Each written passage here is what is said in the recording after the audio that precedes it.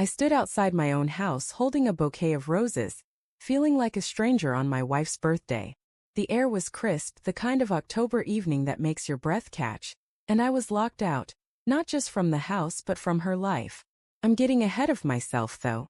Let me take you back to how this all started, because I need you to feel what I felt, to understand how a single day can unravel everything you thought you knew. My name's Ethan, and I've been married to Lila for 7 years. We met in college, back when we were just kids sneaking cheap wine into dorm rooms and dreaming about the future. Lila had this laugh, bright, unguarded, like she could make the world feel lighter just by being in it. We built a life together, a good one, or so I thought. We had a small house in the suburbs, a dog named Cooper who chewed my shoes, and a routine that felt safe: coffee in the morning, her teasing me about my terrible pancake flips, quiet evenings with takeout and old movies. It wasn't perfect, but it was ours. Her birthday was always a big deal.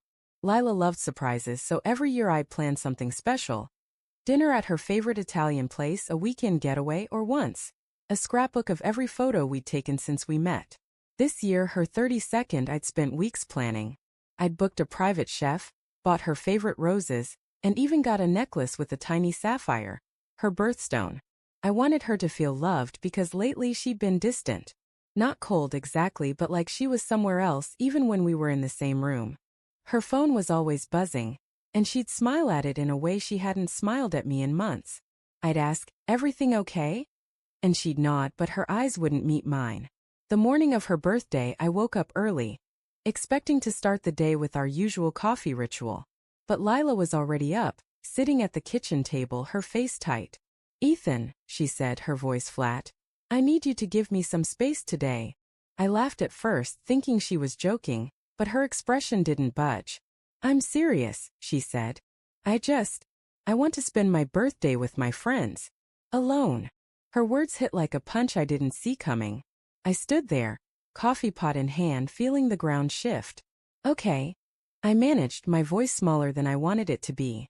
"If that's what you want." I spent the day wandering, trying to shake the unease. I drove to the park where we used to walk Cooper, sat on a bench and watched families laugh and kids chase each other. My phone stayed silent, no text from Lila, no updates.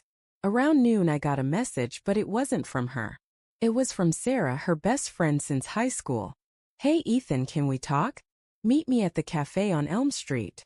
My stomach twisted. Sarah and I weren't close. She was Lila's confidant, not mine, but her tone felt urgent. At the cafe, Sarah was already there, stirring a latte, her face pale. She didn't waste time. "Ethan, I'm so sorry," she said, her voice barely above a whisper. "I didn't know how to tell you, but I can't keep this anymore." I froze, my heart pounding. Lila's been seeing someone else. The words landed like a hammer. I stared at her, waiting for a punchline that never came. She kept talking, her words tumbling out. How Lila had been sneaking around for months, how it started as late-night texts, how Sarah had caught them together at a bar last week. "She's with him today," Sarah said, tears in her eyes. "That's why she didn't want you there." I don't remember much of what I said after that. My mind was screaming, replaying every moment I'd missed. The late nights Lila said she was working. The way she'd pull away when I tried to hold her. Sarah reached for my hand, but I pulled back. "Why are you telling me this?" I asked, my voice shaking. She looked down, her fingers twisting the napkin. "Because I care about you, Ethan. And because I'm leaving. I can't stay around her anymore, not after this. I'm moving to Chicago next week. I thought, maybe you'd want to come with me. Start over." I laughed, a bitter, broken sound. "Leave? With Sarah?" The idea was absurd, but her eyes were so earnest, so full of pity, it made me feel smaller than I already did. I stood up, mumbling something about needing air, and walked out. My car felt like a cage, so I drove back to the house, the roses still on the passenger seat, wilting. When I got there, the lights were on, music spilling out. I didn't go inside.